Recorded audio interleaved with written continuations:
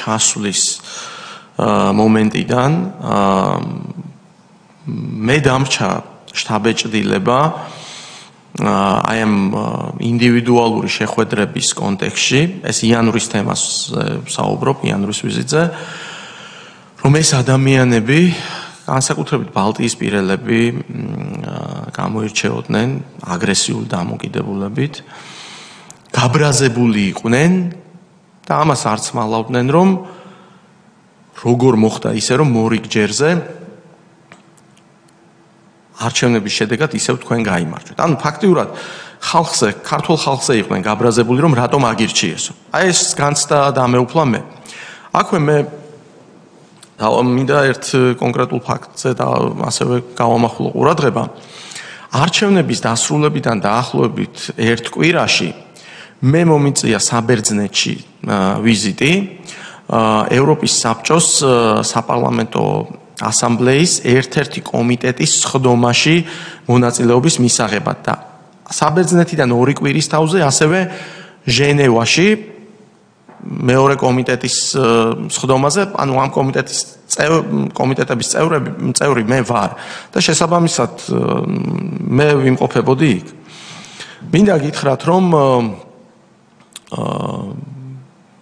ევროპის სახალხო პარტიის პოლიტიკური ჯგუფის ხელმძღვანელმა პირად საუბარში მე მომილოცა არჩევნებში გამარჯვება და მითხრა, რომ წარმოუდგენელია მართლაც ასეთი უპირატესობით გამარჯვება და მე იქ დაუფიქსირე, რომ ეს 4 ოპოზიციური პარტია, რომელიც ცდილობს, რომ წარმოაჩინოს ჯამური შედეგი. ეს არასწორი მიდგომაა, იმიტომ რომ პირველ ადგილოსან ქართულ ოცნებასა და მეორე ადგილოსან ოპოზიციურ პარტიას შორის თითქმის 42% არის განსხვავება.